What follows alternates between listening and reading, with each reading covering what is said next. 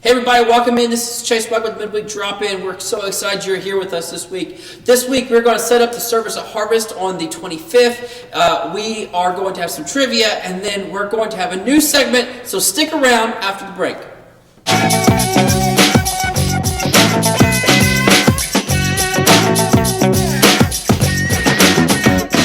Hey everybody, welcome back into Midweek Drop-In. I'm so happy you're here. Hey, do us a favor really quickly since you're here. Would you go ahead and hit the like button, the comment button, the share button? All right, get this in front of as many eyes as possible. All right, we would love for people to know what's going on this week at Harvest Community Church, and that's why we're doing this. We're sharing what's going on here at church at Harvest. So share this video, like this video, comment below. We would love it. All right, so let's go ahead. What's happening this week at Harvest Community Church on the April 25th, I believe? Okay. So to start off with, let's talk about who's leading worship this week. That is going to be Chris and Joni and Phyllis are going to be singing. Merlin's going to be playing the bass. Israel's going to be playing the piano. Joe is going to be on electric guitar. Troy is on the cajon. Good to see Troy here, by the way, after his scary accident a couple weeks ago. And Hubie will be on the slides. And then this week, Brad Rainey is going to be bringing the word from Ephesians 2, 11 through 22. So the way our service works at 8:30, we will serve coffee, start serving coffee downstairs in the coffee area.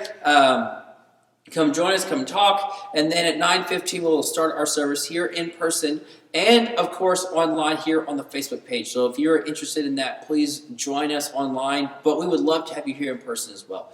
After 9:15, then we'll have a short, maybe some announcements, some encouraging words, and then we will go right to worship. And this week, as always, I will have the links up above for the music, but let's go in. What are they singing this week? So the first song they'll be singing is Jen Johnson's Goodness of God, The Evidence by Josh Baldwin, Josh Baldwin. This song, The Evidence, has been very popular recently. House Fires, Good God, Great is Thy Faithfulness by Chrissy Knuckles, Phil Wickham, How Great is Your Love, and then lastly, House Fires, Build My Life. And so anyways, I will link above all the songs. Just click on the blue link and it'll take you there and you can watch it. And then after the worship, like I've already said, Brad's going to be bringing the word from Ephesians 2, 11 through 22. All right, so we have some trivia coming up, and then a special segment, so stick around.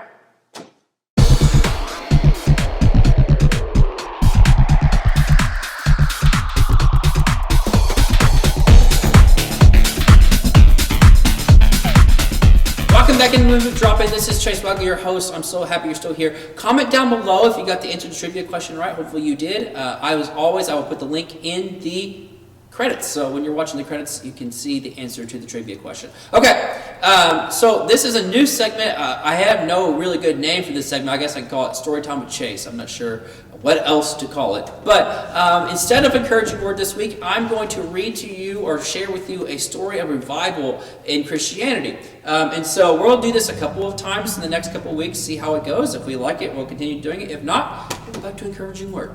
All right, so this revival, the first in our series, is the 1781 Cornwall Christmas Revival. All right, so in the southwestern county of Cornwall, in the town of St. Just, England, a group of people met at St. Just Church at 3 a.m. on Christmas Day in 1781. This group's purpose for gathering was to begin the day celebrating with singing of songs and prayer. As they were praying, something unexpected occurred. The Lord of the universe stepped in and took over.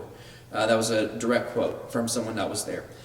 For 6 hours, they continued to pray. Then around 9 a.m., they took a break to spend time in their homes with their families. They reconvened their time of prayer again in the evening, and what the Lord had started that morning continued.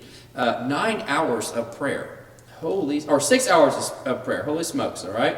Quite literally, holy smokes. Prayer meetings continued for the next several months, and by March 1782, the next year, their frequent prayer meetings would last till midnight. This revival centered on prayer. God's people were awakened to and filled with a passion to pray. These meetings were not only evangelistic in nature, they were specific for prayer, but their effort was profound. The revival spread. This revival of prayer may have begun in Cornwall, but it did not remain there long, for in just a few years its spread was noted throughout England, Northampton, Leicestershire, Bedford, Oxford, Yorkshire, Leeds, Sheffield, and elsewhere. People were gathering in unprecedented numbers to participate in what became known as concerts of prayer. How cool is that? A concert of prayer. That's pretty awesome. And on Tuesday, March 30th, 1984, so this is now 3 years into the revival, while preaching at a new preaching house in Henley Green, John Wesley, the founder of the Methodist Church, recognized the hand of God was at work, and in his journal he commented, "This country is on fire, and the flame is spreading from village to village." So this prayer meeting kind of helped spur on John Wesley, and kind of was in the middle of him building the Methodist Church, which is now a global church with thousands, if not millions, of members. All right, so we kind of already seeing the finger of this revival starting to spread to other places. Churches were scheduling times to pray for revival, and all denominations were gathering together. The revival was not limited to one denomination. Prayer leads to, as the prayer meetings throughout England continued, the unsaved would attend. Some were mysteriously drawn by dreams and visions they had. Others came to mock and disrupt the meetings. Regardless of why or how they came, when they were present, they came under the conviction of the power of the Holy Spirit and would find themselves, and this is another quote from someone as far as I can tell, this is a quote, they were thrown to the ground under the power of the Holy Spirit.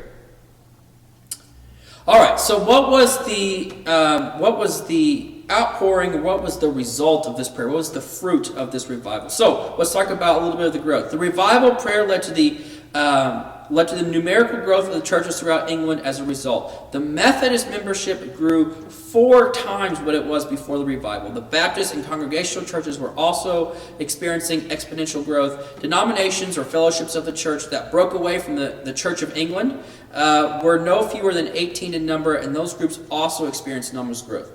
Not only did it spread in England, but the revival spread throughout England, Scotland, and Wales, and was also initiated similar concerts of prayer, and they received similar results, which was multiplication of the church membership. As ministers in the United States received revival reports from England, they also banded together to initiate concerts of prayer. Those from all denominations joined together and agreed upon the first Tuesday in January 1795 to be the date in which they would commence. The result from this concerted effort of focus on prayer was beyond expectations. And this article associates this kind of concert of prayer to lead into the Second Great Awakening in the United States. And that will be another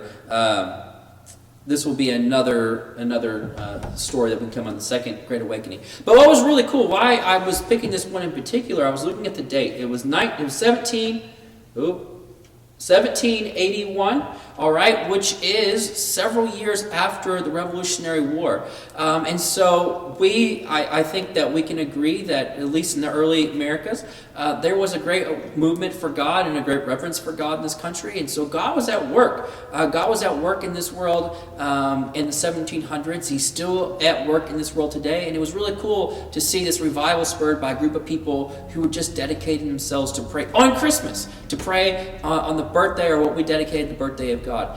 So I was really encouraged and blessed by this story. Hopefully you were too, if you like this type of encouraging word, ancient revivals. Let me know, and I will put more into these midweek drop-ins. So I love you guys. I hope to see you guys again next week. I hope to see you on Sunday at 9:15 here or in person. I have been your host, Chase Weather. I'm shiny as always. See you. Bye.